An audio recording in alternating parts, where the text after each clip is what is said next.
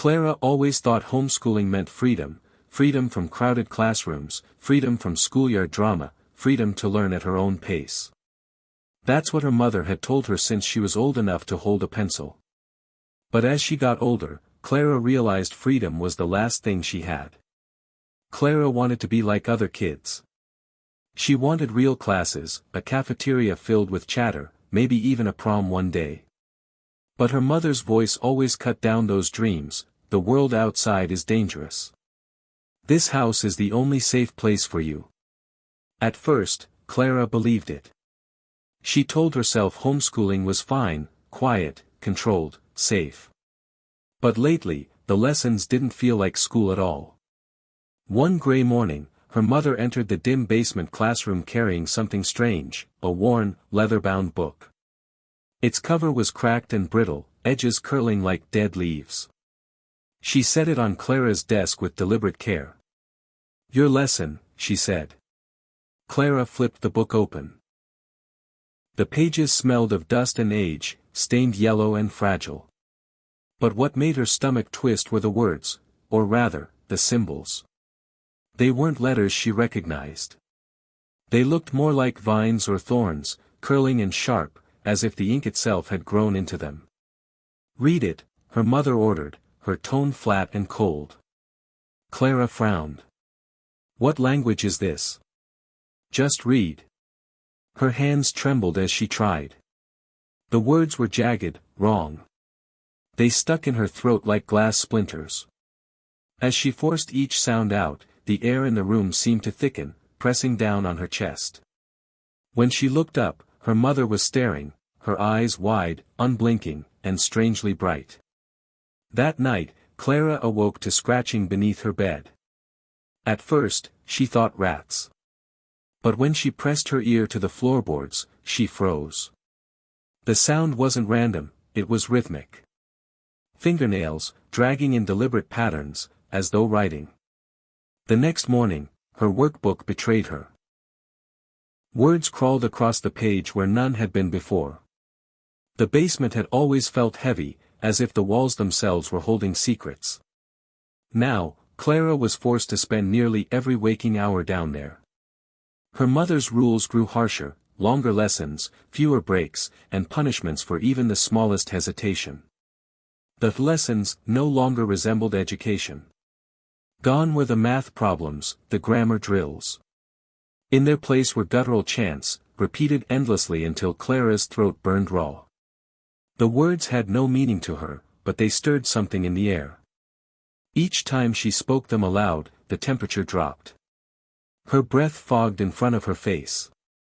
The buzzing fluorescent bulb flickered, its hum dipping into a low drone, until the corners of the basement seemed to ripple with shadows that moved when she didn't. Clara tried to ignore it, tried to believe it was her imagination. But one night, while her mother stepped upstairs for a moment, Clara's eyes wandered further into the basement. That's when she saw them.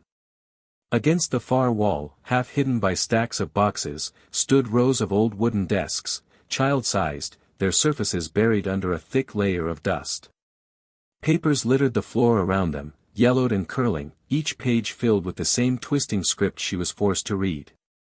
Her stomach lurched. Those desks hadn't been there before, or had she simply not noticed them? Had there been others?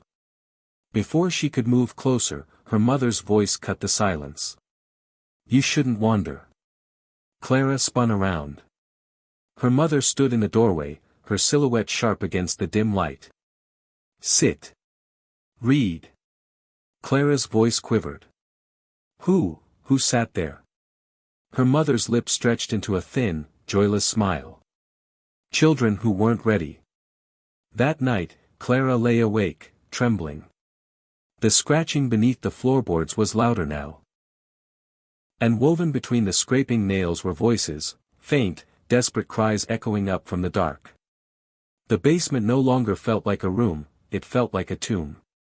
That morning, her mother dragged her down before the sun had even risen. The smell hit Clara first, melted wax, something metallic, something rotten underneath. Candles lined every corner, their flames bending unnaturally as though pulled toward the circle carved into the wall. Clara's eyes widened. It wasn't just a circle, it was a seal, layered with twisting, jagged symbols, each groove carved so deep into the concrete it looked like wounds. The grooves glistened darkly, as if filled with blood. Her mother guided her toward a single desk in the center of the room. The leather-bound book waited there, its cover pulsing faintly in the candlelight, like skin stretched over something alive. "Today is important," her mother whispered, almost reverent. "Today, you take the final lesson." Clara sat rigid, her hands pressed flat against her thighs to keep them from shaking. When her mother opened the book, the pages writhed, symbols twisting and shifting as though alive. "Read," her mother ordered. "Every word. This will bind you." Clara swallowed hard, staring at the ink that seemed to drip and reform before her eyes. As she tried to focus, the room filled with whispers, not from her mother, but from the shadows pressing in around her. "Don't read. Don't obey." Her heart hammered. "What happens if I don't?" she asked, her voice trembling. Her mother's smile stretched, grotesque and unnatural. "Then the shadows take you. And they are not kind." Clara's breath caught. The voices surged, curling in her ears, louder now, urgent. "Don't read. Change it. Break it." And then she understood, the whispers weren't haunting her. They were pleading, desperate warnings from whatever had come before. Clara realized she wasn't just a student. She was the next sacrifice. Her mother's voice sliced through the basement, sharp as a knife. Clara's fingers trembled on the brittle pages, the words dancing like flames across her vision. Her heart pounded so violently she thought it might rip through her chest. She opened her mouth. At first, the sounds tumbled out clumsily, fragments of the strange language. But then Clara shifted. She twisted the syllables, mangling them, flipping vowels and breaking consonants apart. The language of binding became something else entirely, something unrecognizable. Her mother's eyes widened in horror. "Stop. You don't understand what you're doing." But Clara didn't stop. Her voice grew louder, fueled by every ounce of fear, defiance, and desperate hope. The pages quivered under her hands, ink bleeding and running as if the words themselves recoiled. The room shuddered violently. The overhead bulb burst with a deafening pop, raining shards of glass across the floor. One by one, the candles extinguished, hissing into silence, until the basement was plunged into thick, suffocating dark. Then the shadows moved. They peeled themselves from the walls, stretching tall, grotesque, their bodies writhing like smoke given weight. They swarmed, circling with hunger.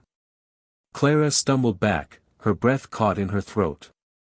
Her mother screamed, voice cracking. "No. You're doing it wrong. You'll unleash them." She stumbled toward Clara, but the shadows turned first, not to the girl, but to the woman who had summoned them. They surged as one, dragging her toward the carved circle on the wall.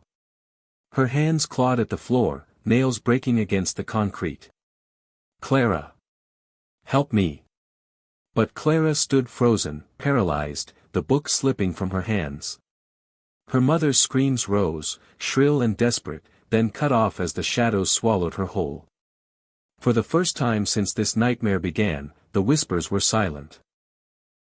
Clara's legs burned as she climbed the basement stairs, every creak groaning under her weight. The air was heavy, the house itself trembling as though it sensed the betrayal. With a final surge of strength, she threw open the front door and stumbled into the pale wash of early morning light.